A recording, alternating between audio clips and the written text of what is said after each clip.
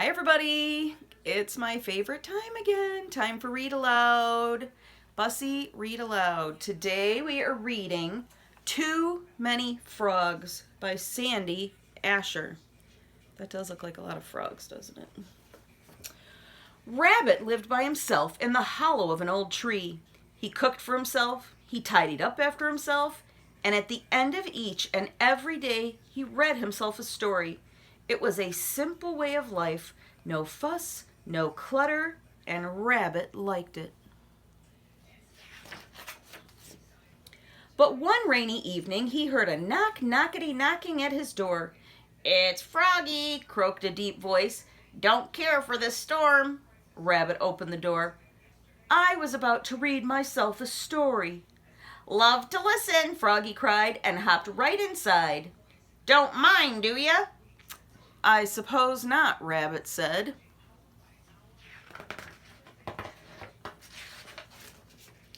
So Froggy listened while Rabbit read his story.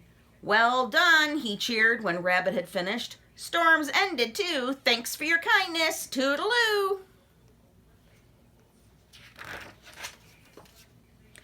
The next evening, as usual, Rabbit finished dinner, tidied up, and sat down to read himself a story.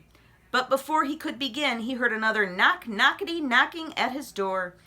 "It's Froggy," cried the same deep voice. Rabbit opened the door. "I was about to read myself a story." "I know," Froggy cried and hopped right inside.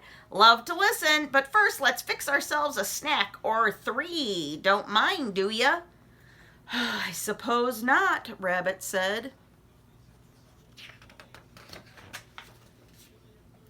So Froggy hopped and popped and whipped and flipped and mixed and fixed a snack, or three. Too much fuss, Rabbit thought. That does look like a lot out there, doesn't it?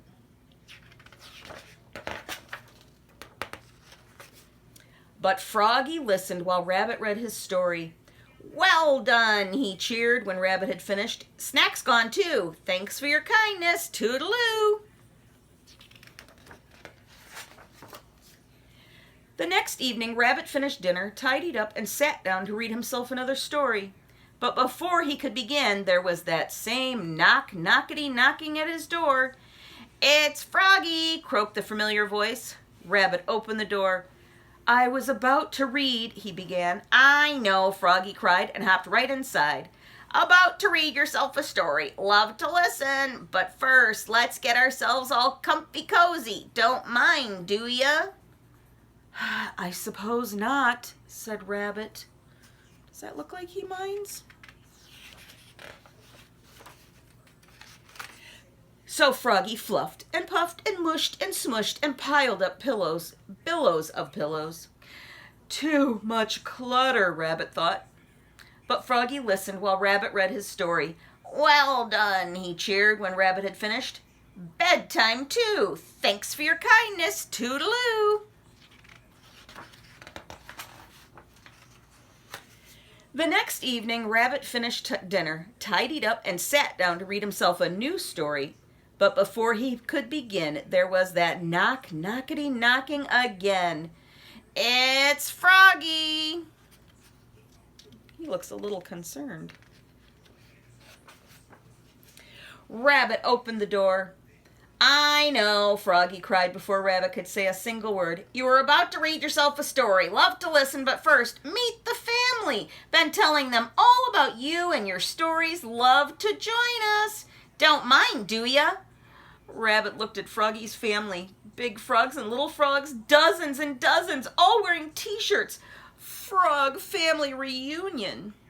Too many frogs, he thought. Too much fuss, too much clutter. "But I do mind, Froggy," he said at last. "You do?" Froggy asked. "I never invited you in," Rabbit exclaimed. "I never invited you to fix a snack. I never invited you to get all comfy cozy. And I never invited your family to join you. So I do mind, very much indeed."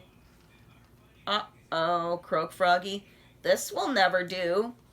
Thanks for your kindness. Toodaloo." Alone at last, Rabbit sat down to read himself a story. For one anxious moment, he waited for a knockety knocking at his door. It never came. "Don't mind, do you?" he asked himself with a chuckle. "Most certainly not," he answered himself and began to read. It was a good story. But something was missing. Snacks make a good story better, he thought. So he fixed himself a snack and read on. It was a very good story. But something was missing. Pillows make a good story better, he thought. So he fluffed himself a pillow and read on. It was an exceptionally good story. But something was still missing. What could be missing? Rabbit blinked once. He blinked twice, and then he sighed. "It's Froggy," he told himself at last. "He loves to listen." Rabbit opened his door. There sat Froggy and his family waiting patiently to say they were sorry. "Never meant to be rude," Froggy said. "Brought you a t-shirt, Frog Family Reunion." "Thank you," Rabbit said. "I was about to read a story. Would you like to join me?" "Love to listen," cried the frogs. And they all hopped, big frogs and little frogs, dozens and dozens. Rabbit offered them a snack, or 3, and helped them fluff their pillows. Then every frog listened while Rabbit read a story. "Well done," they cheered when he had finished. So many frogs, Rabbit thought. So much fuss, so much clutter. It was a different way of life. And Rabbit liked it. The end.